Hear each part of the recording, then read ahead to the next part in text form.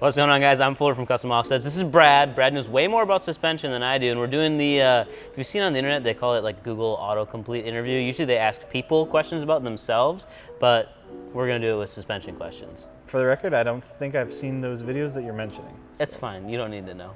Do lifted trucks ride rough? They can. Some of them, Yeah. yes. So I think it's a little bit of a misconception though, that everybody thinks like if you put a lift kit on your vehicle, it's gonna ride terribly. Because it really depends on what the kit is, and like solid axle trucks ride harder, but they ride harder from factory. The truck can be set up to actually ride better than a factory setup. For example, like a Super Duty, factory Super Duty, you know, rated to tow whatever, 20,000 pounds maybe, or whatever it may be.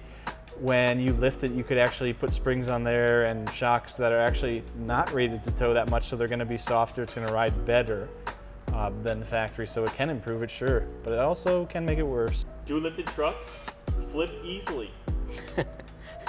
I mean, if you make them very, very tall and then you had like skinny wheels on it, I guess going around a corner, it makes it more tippy. Like the stickers that they put in the Jeep right from factory that tell you like high rollover risk, I guess the same thing kind of applies, but it's not like, I mean, even on an 8-inch lift, like you can drive this truck around pretty hard and you're not gonna flip it over. Obviously, you're going to be raising the center of gravity on the vehicle, so its tendency to want to roll will be greater than if it were stock height, but it's not necessarily going to be easy to roll. And then a lot of the lift kit manufacturers nowadays are doing the, I forget what it's called. There's a giant acronym. Testing. Yeah. There's an FMVSS.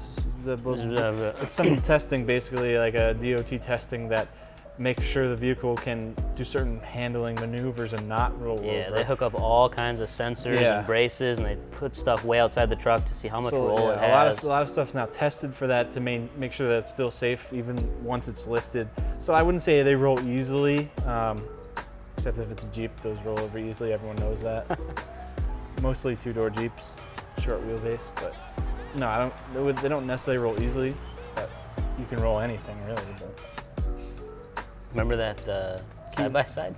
Side-by-sides. Can you roll side-by-side, Brad? Side-by-sides nearly roll themselves going straight. I know from experience. Do lifted trucks use more gas? Yes. Yeah. Generally, I would say. Yeah. I would pretty much say all. I would say yes. Yeah.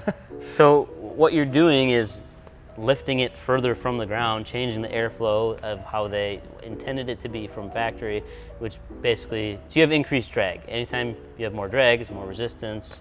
Also, you're putting on larger wheels and tires, which also adds to the drag. Yeah, lifting a truck, you're gonna increase the drag coefficient. Actually, tires, like the width of a tire and its rolling resistance is like a huge factor in drag coefficient. Like I know tires have a huge role in that. So obviously when people are lifting their trucks, bigger tires, everything's going to increase the drag coefficient, and you're also changing your final drive ratio too, because when you have larger diameter tires. Yeah, I guess if you played it right and you ran like a similarly narrow tire to factory but increased the diameter, it could actually help you in a sense, because it's not you'd be lowering the RPM and top gear on the highway and blah, blah, blah. You could argue that too, but for the most part, yes, you're going to decrease fuel economy.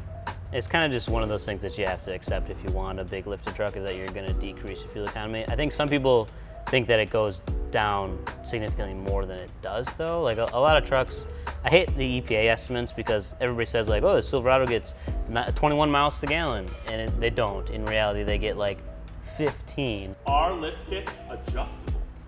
Some of them. Some of them, yes. Most of them, no. Some of them, yes.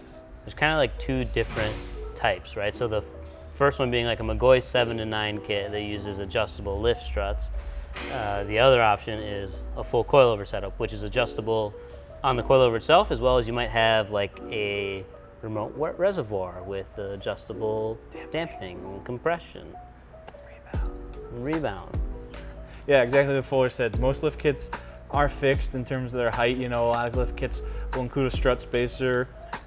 Strut spacers are obviously fixed, and you put it on there, and that's what it is. But then there's kits like McGoy's where they actually have, their struts have different machine grooves in them where you can set the bottom spring retainer on the strut, so you can actually choose where that is, and where you set that actually increases or will decrease ride height, kind of like a Bilstein 5100 series strut. They do the same thing. So those are adjustable in a sense, but they're not like on-car adjustable. You'd have to take it apart, compress the spring, move Any everything. level lift. Yeah, okay, yep. Then there's a company like a hydraulic lift system. Then like any level, sure, that's adjustable, but it's not adjustable while you're driving. It has to be set and pinned Legally. legally. Are lift kits Illegal. illegal? This is such a hard question because I think in certain states, yes. it depends by your state. A lot of the lift laws, though, aren't necessarily like lift kits are illegal. Yeah. It has to do with your Headlight. bumper height, your headlight height. License plate height. There's certain requirements for vehicles based on what weight class they're in too. Like I think in Wisconsin, it's like under 10,000 pounds. I think they say the max you can go is 4 inches over factory. I don't know the statute number off the top of my head, but I know. oh, you do? I don't want to tell you. Is it in Chapter 900 or No. 305? Is it in Trans 305 I believe or is it it's 347? in, Brad 280 doesn't know. He's making it all up. But there are laws that go around lifted trucks. Most police departments don't care necessarily about the height. They get angry about the width. It's when your tires stick out too far. Like Wisconsin's law is 2 inches from the factory body line, the widest factory part of the body. So that means if you put fender flares on, it doesn't count. I thought you could do that. No, not according to the, if you take it verbatim Oh. how the statute says. But if you put fender flares on, you usually don't get bothered. Yeah. In general, you don't really get bothered. There are some agencies that pick on people more than others, but Yeah, so exactly like Fuller said, I don't think any state necessarily has a law that says like lift kits are illegal. It's always like, bumper height cannot exceed X amount of inches, Yeah. or headlight height cannot exceed X amount of inches, and that kind of stuff like that. But obviously it varies state to state. Are lifted trucks good in the snow? being good in the snow has more to do with tire selection than Yeah. lift kit selection. You get more ground clearance, which means you might be able to go through more. Yeah, I would say, yeah, exactly. I would say tires really have more of an effect, but most people, I guess, when they're lifting, I would say like almost a narrower tire would Yeah. be better in the snow than a really wide track Kind tire. of cut through it. Yeah, because a narrow tire will almost cut through the snow and get to a pavement or traction or whatever, where a flat tire will just pack the snow and you'll just be riding on snow and have limited traction. But yeah, ground clearance also would help too, so you could say yes, it would be better in the snow if you had the appropriate tires. Is Parker Fuller married? Nope. I think he is, I'm actually. definitely not. He has this dog that he Oh. talks about a lot and has on Instagram, and I think he might be married to it, but I don't know. Do lifted trucks need traction bars? No. We just did a video on that. I've been, ever since you did that video, now everyone's Yeah. asking about traction bars. No, they do not need them. It can help in certain situations. Really, what a traction bar is designed to do is eliminate axle wrap. So if you're experiencing axle wrap, then yeah, go get traction bars. But if you have a lifted truck and you're not experiencing axle wrap, then don't worry about it. And if you don't know what axle wrap is, that probably means that you're You don't not have it. experiencing it. Yeah. So And yeah, no, it's not necessary. I think out of all the lifted trucks here, the K350 has them. Banker had them on his old Silverado, not because he needed them, but just because he got them and put them on because they were cool.